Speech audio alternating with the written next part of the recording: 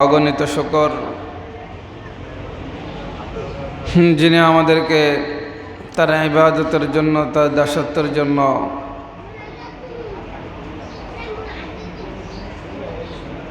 আল্লাহর ঘর মসজিদে এনেছেন। এই জন্য আল্লাহ তাআলার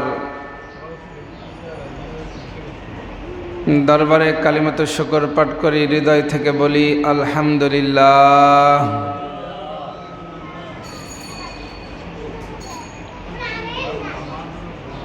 জুমাতুল বিদআ ফি রমাদান, রমজান মাসের শেষ জুমার নামাজ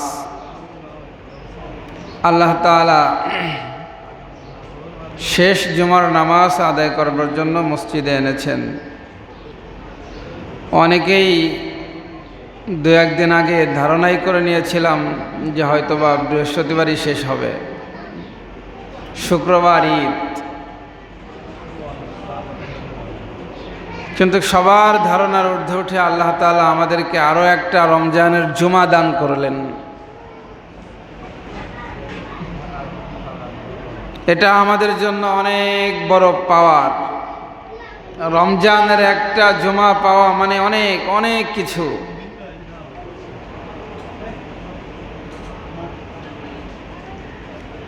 কোনো ব্যক্তি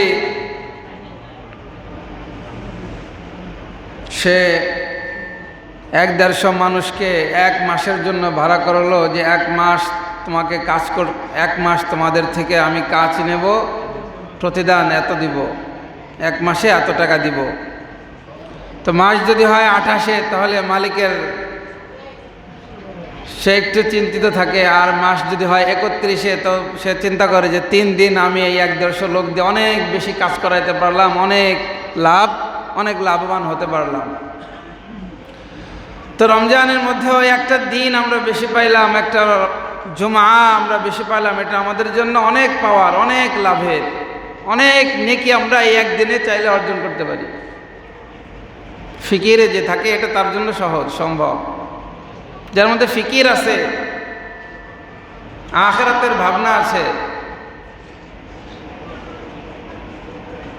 পরকালে ভালো থাকার প্রস্তুতি যে আগে থেকেই নাই, তার জন্য সে এগুলো ফিকির করে যে কোন জায়গায় কি করলে কিভাবে নাকি অর্জন করা যায়। যারা রাস্তাঘাটে যারা ব্যবসা করে, হ্যাঁ, ভ্যান গাড়ি নিয়ে, ভ্যানে দেখবেন তরমুজ বেচে, বিভিন্ন কিছু বেচে, তো এইগুলি নিয়ে তারা ফিকির করে যে কোন মোড়ে বসলে, কোন জায়গায় বসলে, কোন জায়গায় মানুষের চলাচল বেশি, কোন মোড়ে হ্যাঁ মানুষের চলাচল বেশি, সেই জায়গায় সে বসতে চায়। সে ভ্যান গাড়ি নিয়ে ওই জায়গায় দাঁড়ায় যে এইখানে আমার বিক্রয় বেশি হবে।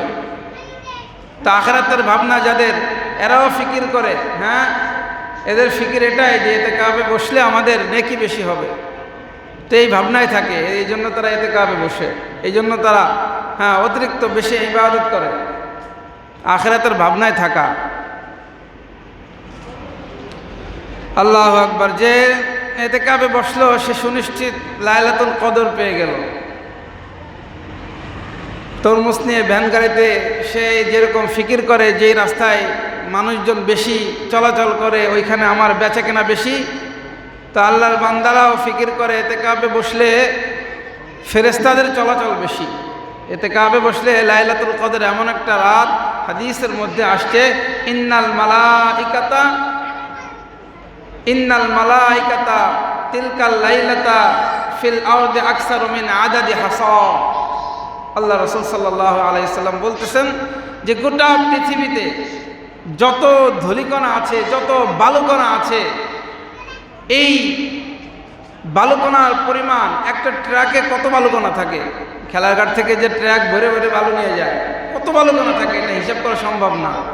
আর রাসূল বলতেছেন যে আকসারু মিন আদাদিল হাসা, গোটা পৃথিবীতে যত বালুকণা আছে এর চাইতে বেশি ফেরেশতা এক রাতে আসমান থেকে জমিনে নাজিল হয়, রহমত নিয়ে আসে। আল্লাহ তাআলা যখন মানুষের উপর গজব নাজিল করেন তখনও ফেরেশতাদের মাধ্যমে দেন, আবার যখন রহমত নাজিল করেন তখনও ফেরেশতাদের মধ্যে দেন। কিন্তু ওই রাতে গজবের ফেরেশতা আল্লাহ তাআলা প্রেরণ করেন না, শুধুই রহমতের ফেরেশতা প্রেরণ করেন। গোটা পৃথিবীর মধ্যে যত ধূলিকণা এর চাইতে বেশি ফেরেশতা রহমত নিয়ে পৃথিবীতে আগমন করে। সেটা বলার উদ্দেশ্য এটাই যে যারা আমরা এই গুরুত্বপূর্ণ রাতে ইবাদত করতে পারলাম আলহামদুলিল্লাহ, যারা পারলাম না নিয়ত করি যদি বেঁচে থাকি আগামীতে ইনশাআল্লাহ আমরা এই রাত, এই ফজিলতপূর্ণ রাত অর্জনের জন্য, ইবাদতের জন্য আমরা নিয়ত করি যেন আল্লাহ তাআলা সেই তৌফিক প্রত্যেককেই দেন। তাহলে জুমআতুল বিদআ, শেষ জুমা আল্লাহ তাআলা আমাদেরকে দিলেন। তো এই শেষ জুমায় একটা দিন আল্লাহ তাআলা বেশি দিলেন। একটা দিনে আমি কতটুকু অর্জন করলাম? কয় রাকাত নামাজ বেশি পড়লাম, তাসবিহ তাহলিল দোয়া দুরূদ জিকির আজকার, হ্যাঁ কয় পৃষ্ঠা তেলাওয়াত বেশি করলাম। আল্লাহু আকবার। এরপরে জুমাত, শেষ জুমা যেহেতু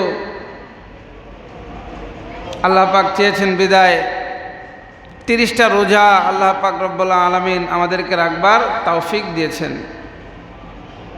তো রমজান শেষ হলে রাসূল সাল্লাল্লাহু আলাইহি সাল্লাম বলেছেন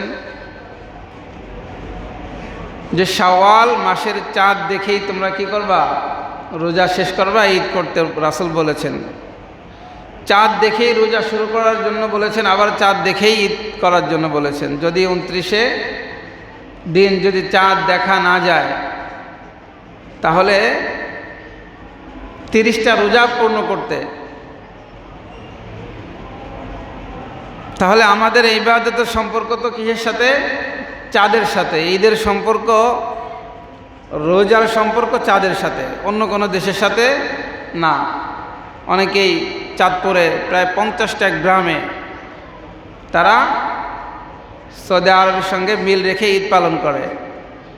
শরীয়তপুরে প্রায় 19টা-20টা গ্রামে এরা সৌদি আরবের সঙ্গে মিল রেখে ঈদ পালন করে, ঈদের নামাজ আদায় করে। তো যদি অন্য দেশের সঙ্গে মিল রেখে তারা নামাজ আদায় করে, তাহলে অন্য দেশের সঙ্গে মিল রেখে ফজরের নামাজ আদায় করুক, জোহরের নামাজ আদায় করুক, আসরের নামাজ আদায় করুক 3 ঘন্টা, এই যে পার্থক্য, তো ফজরের নামাজ 3 ঘন্টা আগে পড়ুক, জোহরের নামাজ 3 ঘন্টা আগে পড়ুক, এটা তারা করে না। তাহলে আমাদের ইবাদতের সম্পর্কগুলো সব কিসের সাথে? চাঁদের সাথে। তো চাঁদ দেখেই আমাদের রোজা শুরু, চাঁদ দেখেই আমাদের ঈদ। আল্লাহ পাক রব্বুল আলামিন বুঝার তৌফিক দান করেন। তো এই যে ঈদে আনন্দ, একটা বছর, একটা রমজান, পুরা 12 মাসের মধ্যে সবচেয়ে দামি মাস হচ্ছে এই রমজান, রমাদানুল মুবারক, বরকতময় এই রমজান সবচেয়ে দামি মাস। তো এই মাসটা আমাদের থেকে চলে যাইতেছে। তা আমাদের ইবাদতের কোনো জায়গায় কোনো কমতি যেন না থাকে। এই রমজান মাসে আমরা যাকাত আদায় করে থাকি, যদিও যাকাত রমজানের জন্যই বাধ্যতামূলক না, কিন্তু তারপরেও বেশি পুণ্যের আশায়, বেশি সওয়াবের আশায় যাকাত আদায় করি, কিন্তু বহু মানুষ এটা আদায় করে না। এর আগে 1 সপ্তাহে যাকাত নিয়ে বিস্তারিত আলোচনা করেছিলাম, তবে যাকাতের শাস্তি সম্পর্কিত আলোচনা করা হয়নি। তো যারা যাকাত আদায় করবে না, যাদের স্বর্ণরূপা আছে, পবিত্র কোরআনের মধ্যে আল্লাহ পাক রব্বুল আলামিন এদের শাস্তি সম্পর্কে বলতেছেন, ওয়াল্লাযীনা ইয়াকনিজুনা আয-যাহাবা ওয়াল ফিদ্দাতা ওয়া লা ইউনফিকুনা ফী সাবিলিল্লাহ ফাবাশশিরহুম বিআযাবিন আলীম ইয়াওমা ইউহমা আলাইহা ফী নারি জাহান্নাম ফাতুকওয়া বিহা জিবাহুহুম ওয়া জুনুবুহুম ওয়া যুহুরুহুম। আল্লাহ পাক রব্বুল আলামিন বলেন যে যারা ইয়াকনিজুন জমা করে রাখে, ওয়াল্লাযীনা ইয়াকনিজুনা আয-যাহাবা ওয়াল ফিদ্দা, স্বর্ণ এবং রূপা এগুলো তারা যারা জমা করে রাখে, হ্যাঁ টাকা পয়সা সব ব্যাংকে জমা করে রাখে, ওয়ালা ইউনফিকুনা ফি সাবিলিল্লাহ, এগুলো আল্লাহর রাস্তায় সে ব্যয় করে না, খরচ করে না, সব কিছু জমা করে রাখে। এগুলো সে কি করে না, ওয়ালা ইউনফিকুনা ফি সাবিলিল্লাহ। যারা এগুলো আল্লাহর রাস্তায় খরচ করে না, আল্লাহ পাক বলেন ফাবাশশিরহুম বিআযাবিন আলীম, নবী আপনি তাদেরকে কঠিন যন্ত্রণাদায়ক আযাবের সুসংবাদ শোনায়া দেন। কেমন আযাব? ইয়াউমা ইউহমা আলাইহা ফি নারি জাহান্নাম ফাতুকওয়া বিহা জিবাহুহুম ওয়া জুনুবুহুম ওয়া যুহুরুহুম। যাকাত, এই যে স্বর্ণ রূপা, এই যে সম্পদগুলো, এগুলো জাহান্নামের আগুনে এগুলো আল্লাহ তাআলা গলায়া, এগুলো তাদের 3 জায়গার কথা এখানে বলা হয়েছে যে এই 3 জায়গায় লাগায়া দেওয়া হবে। কোনো মানুষ যখন জাকাতের জন্য, জাকাতওয়ালা যে জাকাত দিবে, জাকাতের নেশাব পরিমাণ সম্পদ যার আছে তার কাছে যখন যায়, তো যারা জাকাত দেয় তো আলহামদুলিল্লাহ খুশি মনে দেয়, আর যারা এটাকে জরিমানা মনে করে, দিতে যারা চায় না, তো তখন দেখবেন তো প্রথমেই তারা ভুরু কুচকায়, হ্যাঁ, কপালটা ঘুচিয়ে যায়। কেউ জাকাত নিতে আসলে সে যখন দিতে চায় না, তো তার একটা অস্বস্তি, একটা বিরক্তি ভাব, খালি আমার কাছে আসে কেন, আমার কাছে আসে কেন, এই যে একটা বিরক্তি ভাব, ভুরু কুচকায়। প্রথমে কি করলো, ভুরু কুচকালো, কপালটা ভাঁজ পড়ে যায়, হ্যাঁ, রাগ হয়ে যায়। এরপরে সে না নিতে চায় না, এই কারণে সে পাশ ঘোরায়, হ্যাঁ, পাশ ঘোরায় চলে যেতে চায়, পাশটা ঘোরাইলো, এরপরে চলে গেল পিঠ। তো এই কপাল, পাশ, পার্শ্ব, পিঠ, এই 3টার কথাই আল্লাহ তাআলা কোরআনের মধ্যে বলেছেন যে এই 3 জায়গায়, যদিও 3 জায়গার কথা বলেছেন, কিন্তু পুরো শরীরেই এই যে স্বর্ণ, এই যে রূপা, এই যে সম্পদগুলো সে জাকাত দিল না, এই সবগুলো একত্রিত করে গলায়া, হ্যাঁ, আগুনের লেলিহান এই গলায়া তার এই কপালে সেক দেওয়া হবে, তার পার্শ্বে সেক দেওয়া হবে, তার পিঠে সেক দেওয়া হবে, সব জায়গায় এভাবে লাগায় ধরবে। একটা লোহা যখন অনেক গরম করা হয়, যখন হ্যাঁ আগুনের মতো দেখা যায়, তো এটাকে যখন আমাদের গায়ে লাগানো হবে, কেমন কেমন কষ্ট, কেমন যন্ত্রণা অনুভব হবে। তো জাহান্নামের মধ্যে এইভাবে, এই কঠিনভাবে যারা যাকাত দেয় না, তাদেরকে আল্লাহ পাক রব্বুল আলামিন শাস্তি দিবেন। যাকাতের নিসাব পরিমাণ মালের মালিক হওয়ার পরেও আমরা অনেকে বুঝি না। অনেকের কাছে, অনেকের হ্যাঁ বিবির 4-5 ভরি স্বর্ণ আছে, তো সে হিসাব করে আমার তো 7.5 ভরি হয় নাই। 4-5 ভরি 6 ভরি স্বর্ণ আছে, 7.5 ভরি হয় নাই, তো স্বর্ণের সাথে যে তার টাকাও আছে আরও 1 লাখ, তো এই স্বর্ণের সাথে তার টাকাও তো রয়েছে, বা ব্যবসার দোকান করতেছে, দোকান করতেছে, তার দোকানে ক্রয় বিক্রয়ের জন্য তার তো অনেক টাকার 8-10 লাখ টাকা কি মাল রয়েছে, অনেক টাকার যে ব্যবসার উদ্দেশ্যে যেই মালগুলো, এগুলো হিসাব করতে হবে, সব হিসাব করতে হয়। ব্যবসার উদ্দেশ্যে যেই মালগুলো, স্বর্ণরূপা জমানো টাকা, এগুলো হিসাব করতে হয়। তো 7.5 ভরি হয় নাই, সে মনে করলো যে আমার পর যাকাত ওয়াজিব হয় নাই, আমার পর যাকাত ফরজ হয় নাই। তার যদি টাকা থাকে, যেমন 1-1.5 লাখ টাকা থাকে, তো এইটা হিসাব করে যদি দেখে যে রূপার নিসাব পরিমাণ যে 1,72,083 টাকা সমপরিমাণ এই বছরের জন্য, কম বেশি তো সবসময় হয় প্রতি বছর, 2 লাখ টাকার কাছাকাছি, যদি দেখে যে এই পরিমাণ হয়ে যায় টাকা এবং স্বর্ণরূপা, কারো কাছে কিছু স্বর্ণ থাকে আবার কিছু রূপা থাকে, দুইটাই হিসাব করতে হয়। সব হিসাবে যদি দেখা যায় যে রূপার নিসাব পরিমাণ 1 লাখ, মানে 2 লাখ টাকার মতো, যদি 1 বছর অতিবাহিত হয়, তাহলে অবশ্যই তার উপর যাকাত ফরজ, তার যাকাত দিতে হবে। অনেকে 10 লাখ, 20 লাখ, 30 লাখ, অনেক টাকা সব দোকানে মাল ক্রয় বিক্রয়ের জন্য কিনতেছে, আনতেছে, মানে বেচতেছে অনেক টাকা, কিন্তু তার ক্যাশ টাকা নাই, তো সে মনে করতেছে আমার পর যাকাত ওয়াজিব না, সেও অন্য থেকে যাকাত নিতেছে, তারপরেও যাকাত ফরজ, যেহেতু তার ক্রয় বিক্রয়ের জন্য সে তার নিসাব পরিমাণ মাল তার দোকানে জমা আছে ক্রয় বিক্রয়ের জন্য, এই জন্য তার উপরও যাকাত কি ফরজ। তো যাকাতকে যারা জরিমানা মনে করে, এদের উপর আল্লাহ তাআলা লানত, এটা ফরজ বাধ্যতামূলক করেছেন। আমরা মনে করতেছি যাকাত দিলে তো কমে যাইতেছে, যাকাত দিলে কমে যাইতেছে না। 1 লাখ টাকায় যদি আপনি 2.5% যাকাত দেন, 2,500 টাকা তো কমে গেল।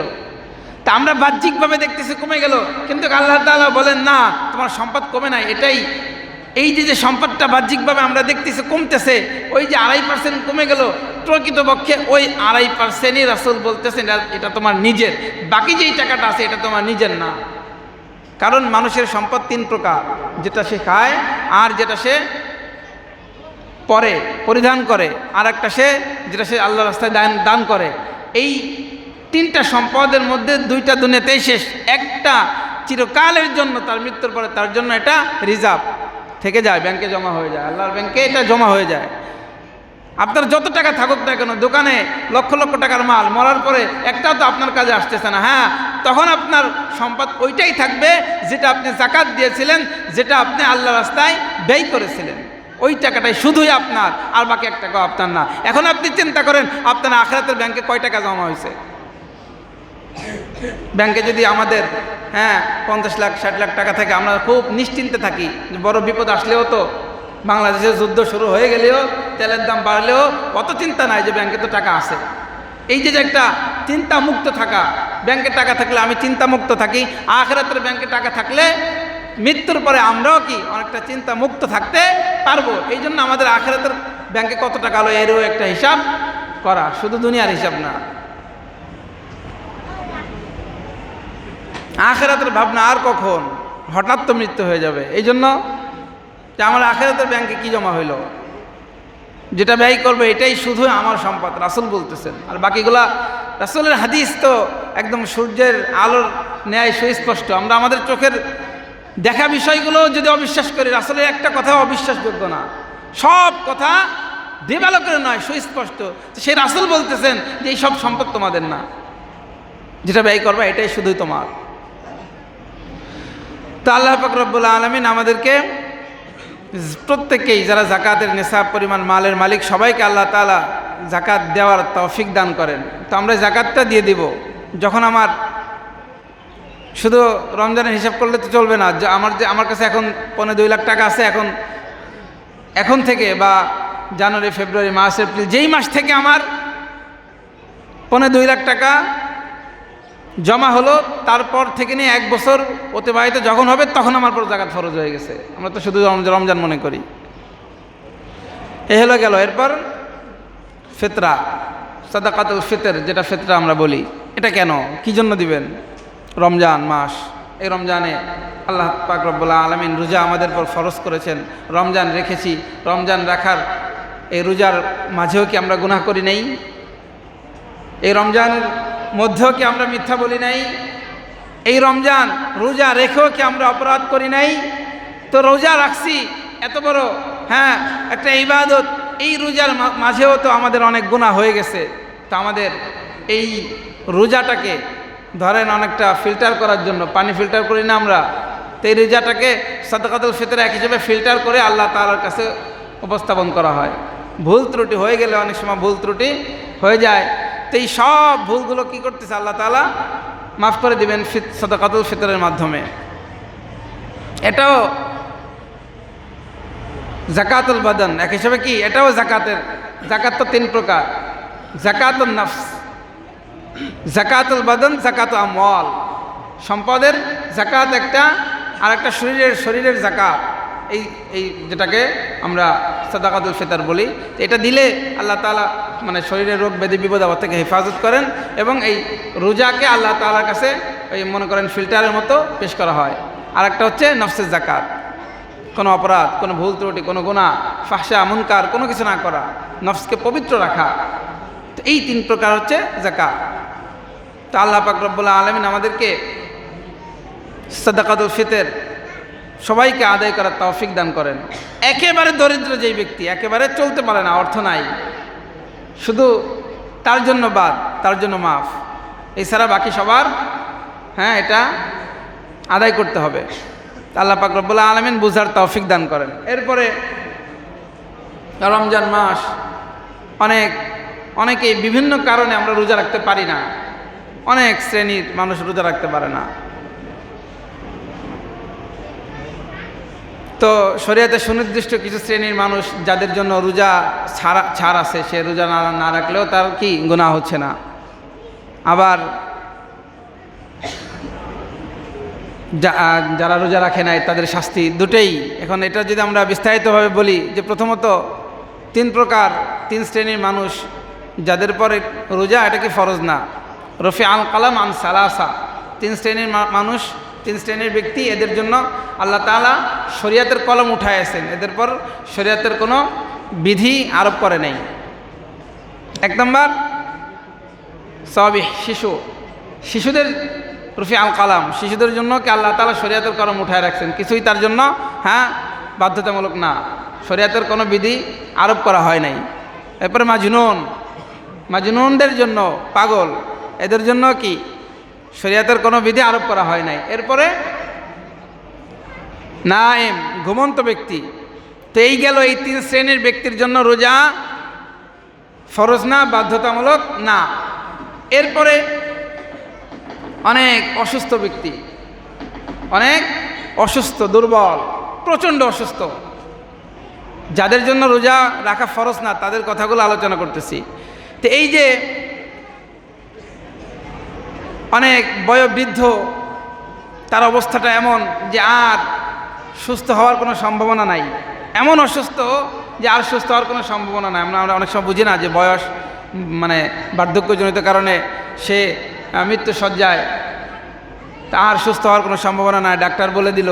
তো এই অবস্থাতে তার উপর রোজা ফরজ না, বাধ্যতামূলক না, কিন্তু সে প্রত্যেকটা রোজার জন্য ফিদিয়া দিয়ে দেবে। কি দেবে? ফিদিয়া। প্রত্যেকটা রোজার জন্য ফিদিয়া দিয়ে দেবে। ফিদিয়া কি একটু পরেই বলতেছি। তো এরপরে এই হলো গেল। আরেক শ্রেণীর মানুষ, আমরা অনেক বয়স্ক, বিষয়টা এমনও না, অল্প বয়স, প্রাপ্তবয়স্ক বয়সের যে অবস্থায়, যে স্তরেই আমরা থাকি না কেন, তো দেখা যায় অনেক মানুষের খুব জটিল কঠিন রোগে আক্রান্ত। তো রোজা রাখলে দেখা যায় আমার এই রোগটা বেড়ে যাওয়ার প্রবল সম্ভাবনা। তো এই ক্ষেত্রে আমার জন্য রোজা রাখা ফরজ না। আমি রোজা না রেখে, আমি যদি রোজা না রাখি এতেও চলবে, কিন্তু পরবর্তীতে যখন আমি সুস্থ হব তখন এটার কাজা করতে হবে। কাজা করার এই হলো একটা ক্ষেত্র। তাহলে সে ইচ্ছাকৃতভাবে রোজা ভাঙে নাই, তার রোগের কারণে, প্রবল কঠিন রোগ, এই জন্য সে কী করছে? রোজা ভেঙে দিছে। তবে তার পরবর্তীতে শুধু কাজা করলেই চলবে, কাফারার প্রয়োজন নেই। এরপরে মুসাফির, যে ব্যক্তি সফরে গেল, 48 মাইল দূর, এমন জায়গায় এত দূরে সফরে গেল, তো তখন তার জন্য রোজা রাখা বাধ্যতামূলক না। আল্লাহ রসুল সাল্লাল্লাহু আলাইহি ওয়াসাল্লাম জায়গায় যাইতেছিলেন, সাহাবা একরামদের সাথে নিয়ে ঘোড়ার উপর বসে আল্লাহ রসুল তখন পানি খেয়েছিলেন সবাইকে দেখায়া। তো এদের বোঝা যায় কি? এছাড়াও কোরআনের একটা আয়াত, ফামান কানা মিনকুম মারিদান আও আলা সাফারিন ফাইদ্দাতুম মিন আইয়ামিন উখর, আল্লাহ পাক রব্বুল আলামিন বলতেছেন যে ফামান কানা মিনকুম মারিদ, যে অসুস্থ, আর আও আলা সাফার, এবং যে মুসাফির, এই 2 ব্যক্তি তার উপর কি রোজা রাখা ফরজ না, পরবর্তীতে সে রোজা রাখবে। তাহলে এই 2 শ্রেণী পরবর্তীতে শুধু রোজার কাজা করবে, কাফারার প্রয়োজন নাই। হ্যাঁ, কাফারা কি করবে? কাফারা ওই ব্যক্তির জন্য যে ইচ্ছাকৃতভাবে রোজা ভেঙে দিছে। কাফারার প্রয়োজন নাই এমন আরেক শ্রেণীর ব্যক্তি আছে, সেটা হলো অনেকে আমরা সেহরি করি, মনে করি যে সেহরির সময় আছে, সেহরির টাইম এখনও আছে, সেহরির সময় আছে মনে করে সেহরি করা, পরবর্তীতে জানা গেল যে আমি যখন সেহরি করছি এটা সময় অতিক্রম হওয়ার পরে, তো তখন এই ব্যক্তির জন্য কাফারার প্রয়োজন নাই, শুধু কাজা করতে হবে, রোজা তার ওটা হয় নাই। বা ইফতারি, সে ইফতারি করলো, ইফতারির জন্য তো আজান শর্ত না, আমরা তো আজান দিলে ইফতারি করি, আজান ইফতারির জন্য, ইফতারির সাথে আজানের কোনো সম্পর্ক নেই, ইফতারির সাথে সময়ের সম্পর্ক। হ্যাঁ, তো সময় যখন হয়ে যাবে, তো আমরা অনেকেই এটা করে, আজানের আগে সময় হয়ে গেলে ইফতারি করে। তো অনেক সময় দেখা যায় ঘড়ি যদি নষ্ট থাকে বা অন্য কোনো কারণে ভুল দেখছে, মনে করতেছে টাইম হয়ে গেছে, অথচ টাইম হয় নাই। তো এই যে সময় হওয়ার আগে যে ইফতারি করলো, সময় হয়েছে বলে ইফতারি করলো কিন্তু আসলে সময় হয় নাই, এই ব্যক্তি ভুল কর্মে করছে, এই ব্যক্তির জন্য কাফারা ওয়াজিব না, এর জন্য কাজা করতে হবে। পরবর্তীতে সে কী করবে? রোজা কাজা করবে। এই গেল 3 শ্রেণী, এরা রোজা পরবর্তীতে কাজা করবে, কাফারার প্রয়োজন নাই। কাফারা শুধু ওই ব্যক্তি করবে যে ইচ্ছাকৃতভাবে রোজা ভেঙেছে, ইচ্ছাকৃতভাবে সে রোজা ভেঙে দিল। তো এই ব্যক্তি কাফারা, কাজা এবং কাফারা উভয়টাই তার উপর কি বর্তাবে। তো কাফারা কি? আল্লাহু আকবার। কাফারা হচ্ছে একজন গোলাম আজাদ করে দেওয়া, যেটা তো তখন প্রচলিত ছিল, এখন প্রচলিত নাই। এখন হচ্ছে এক আধারে 60টা রোজা রাখা, এক আধারে 60টা রোজা রাখা। কেউ ধারাবাহিকভাবে 60টা রোজা রাখে, মানে ধারাবাহিকভাবে 59টা রোজা রাখছে, 59টা রাখার পর একটা রোজারে ভেঙে দিল। সে যদি আমি একটা ভেঙে দিলাম, পরের দিন একটা পড়াবো, তাহলে আবার নতুন করে আবার 60টা রাখতে হবে, এক আধারে ধারাবাহিকভাবে রাখতে হবে। তাহলে এই যে কি কঠিন শাস্তি দেখছেন, ধারাবাহিকভাবে 60টা তার জন্য রাখতে হবে। তার মানে একটা রোজার দাম কত? একটা রমজানের একটা রোজার দাম কত? আর এটাও যদি কারোর পক্ষে সম্ভব না হয়, তাহলে সে ফিদিয়া দিবে। ফিদিয়া দিবে, 60 জন মিসকিনকে খানা খাওয়াবে, 60 জন মিসকিনকে খানা খাওয়াবে, পেট ভরে খানা খাওয়াবে 60 জন মিসকিনকে, 2 বেলা খাবার, এক একজনকে 2 বেলা খাবার, বা পেট ভরে 1 বেলা খাবার। সতর্কতার জন্য বলা হয় একজনকে 2 বেলা খাবার, 60 জন মিসকিনকে 2 বেলা খাবার, অথবা এর সমপরিমাণ মূল্য টাকা কোনো মিসকিনকে দিয়ে দিবে, বা মাদ্রাসায় বলে দেওয়া। এই যে আমরা অনেক সময় মাদ্রাসায় বিভিন্ন জায়গা থেকে কালেকশনে আসে, এটা আমরা আন্দাজে দিয়ে দিই, না বলে দিয়ে দিই। অনেকে আমি জাকাত মনে করে দিয়ে দিলাম, অথচ সে এটা চাঁদার ফান্ডে লিখলো, এটাতে সে বেতন দিল, এটা হারাম। আপনি যে টাকাটা দিতেছেন, এই টাকাটা বলে দিবেন যেটা আমি জাকাত দিলাম, জাকাত ফেতরা বা চাঁদা, এটা বলে দিবেন যে কোন ফান্ডে আপনি দিতেছেন। আপনি যে জাকাত হয় অবশ্যই আপনাকে বলে দিতে হবে জাকাত ফেতরা। এটা হুজুরদের বেতন দেওয়াটা জায়েজ নেই, এটা শুধু মিসকিনদেরকে খাবারের হিসেবে ব্যয় করতে হবে। তা আগামীকাল ঈদ উল ফিতর, আমাদের মাদ্রাসা থেকেও যারা বসবে তাদেরকেও বলে দিবেন যে এটা চাঁদার টাকা, মানে আপনার বা চাঁদা বা জাকাত ফিতরা, এটা সুনির্দিষ্ট করে দেওয়া। অন্য মাদ্রাসায় যারাই দেন না কেন সুনির্দিষ্ট করে তারপরে দিবেন। আল্লাহ পাক রব্বুল আলামিন আমাদেরকে বুঝার তৌফিক দান করেন। আর একটা কথা বলে শেষ করে, সেটা হচ্ছে অনেকে আমরা ঈদের নামাজ জামাতে শরীক হতে পারি না, গোসল করে দৌড়ে আসে, দেখি যে নামাজ 1 রাকাত, অনেকে 1 রাকাত পায়, অনেকে পাই না। তো তারা কি করবে? এটা বলেই শেষ করতেছি ইনশাআল্লাহ। সেটা হলো, আপনি মসজিদে আসলেন, দেখলেন যে ইমাম 1 রাকাত, সে কী করছে, তার 1 রাকাত নামাজ হয়ে গেল। অন্য সময় তো যেইভাবে আমরা মাসবুক হলে নামাজ আদায় করি, এই ঈদের নামাজটা আবার ব্যতিক্রম, কারণ অতিরিক্ত 6 তাকবীর, এটা ওয়াজিব, বাধ্যতামূলক। তো আপনি 1 রাকাত নামাজ পাইলেন না, পরের রাকাতে ইমাম সাথে আপনি শরীক হইলেন, তো তখন ইমাম 1 রাকাত ইমামের সাথেই পড়লেন, পরবর্তী রাকাতে আপনি যখন দাঁড়াইলেন, দাঁড়াবার পর আপনার ওই অতিরিক্ত যে 3 তাকবীর, এটা অবশ্যই দিতে হবে। অতিরিক্ত 3 তাকবীর, এটা অবশ্যই অতিরিক্ত 3 তাকবীর দিয়ে তারপরে বাকি কাজ যেভাবে নামাজের নিয়ম, ওই নিয়মে আদায় করবেন। আর হলো, যখন ইমাম প্রথম রাকাত, অনেকে দৌড় দেয়, মানে ইমাম সাহেব যখন প্রথম রাকাতে রুকুতে দেয়, দৌড়ে অনেকে কি জামাতে শরীক হয়। তো ওই সময় দুম করে আপনি রুকুতে যাবেন না, প্রথমে তাকবীর তাহরিমে আল্লাহু আকবার বলে সানা পরে সাথে সাথে 3টা তাকবীর দিয়ে এরপরে আপনি রুকুতে যাবেন। বা যদি এমন আশঙ্কা হয় যে আমি যদি তাকবীর দিতে যাই তাহলে ইমাম সাহেব রুকু থেকে উঠে যাবে, তাহলে ওই অবস্থায় আপনি আগে রুকুতে গিয়ে হলেও আপনি 3টে তাকবীর দিবেন। তবে চেষ্টা করবেন আগে তাকবীরে তাহরিমার পর 3 তাকবীর দিয়ে এরপরে রুকুতে যাওয়া। আর অনেকেই একেবারে নামাজ পাই না, হয় না এমন যে অনেকে নামাজ পাইল না। তো ঈদের নামাজের জন্য জামাত শর্ত, একাকে হয় না, ঈদের নামাজের জন্য জামাত শর্ত। তো এই ক্ষেত্রে যদি নামাজ একেবারে নাই পান, প্রয়োজনে অন্য মসজিদে গিয়ে নামাজ আদায় করবেন। যদি অন্য মসজিদে নামাজ শেষ হয়ে যায়, তাহলে তওবা ছাড়া কোনো উপায় নাই, ওয়াজিব তরফের গুনাহ হইল। তাহলে এই জন্য চেষ্টা করবেন যে সবাই একটু আগে চলে আসার। আমাদের ঈদের নামাজ, আগামীকাল ঈদের ফিতরের নামাজ কয়টায়? 8:30।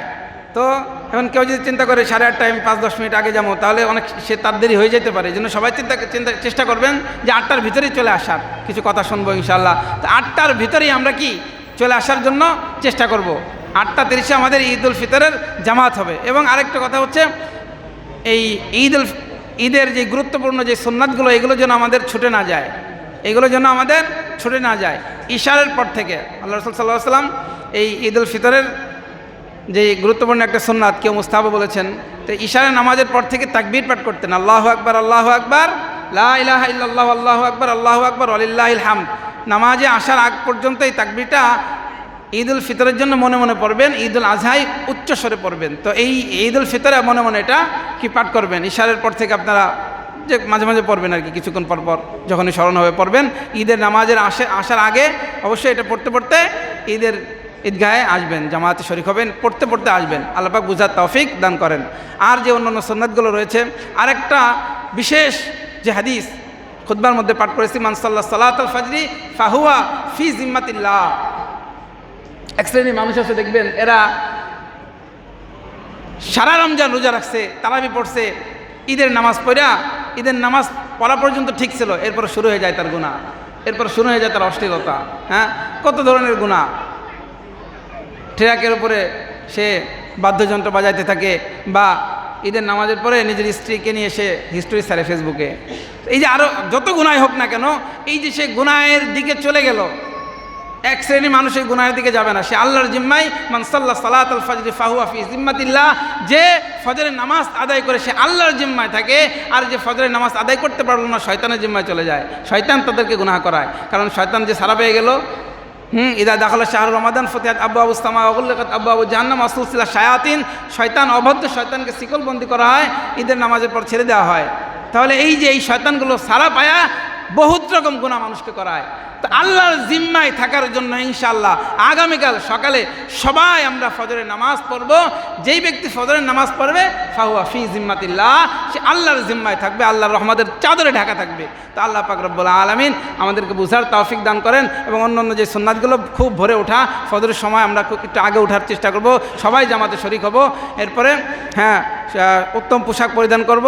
আমরা আতর মাখবো, বলেছিলাম যে হাতে আতর মাখতে, বা আল্লাহ রাসূলুল্লাহ সাল্লাল্লাহু আলাইহি ওয়াসাল্লাম যেহেতু বাবরি চুল রাখতেন, তো অনেক সময় আল্লাহ রাসূল এই বাবরি চুলের মাঝখানে যে শীতে বলি না আমরা, ওই শীতেতেও আতর মাখতেন। যখন সিজদা করতেন, সিজদার জায়গাটায় আতর লেগে ঘ্রাণ, মানে সুঘ্রাণ হয়ে যেত। হ্যাঁ, তো এই দুইভাবে বা আমরা আতর মাখতে পারি। তো অন্যান্য আরও যেই সুন্নাতগুলো গত লাইলাতুল কদরে বলেছিলাম, সেই অনুযায়ী আমল করব, সময় নেই বলার। তো আল্লাহ পাক রব্বুল আলামিন আমাদেরকে বুঝার, আমল করার তৌফিক দান করেন। ঈদুল ফিতরের জামাত 8:30 আমরা 8টার ভিতরে আসার চেষ্টা করবো। আখির দাওয়ানা আলহামদুলিল্লাহি রাব্বিল আলামিন। যারা সুন্নাত পড়েনি, ক্বাবলাল জুমআহ 4 রাকাত সুন্নাত পড়ে নেই।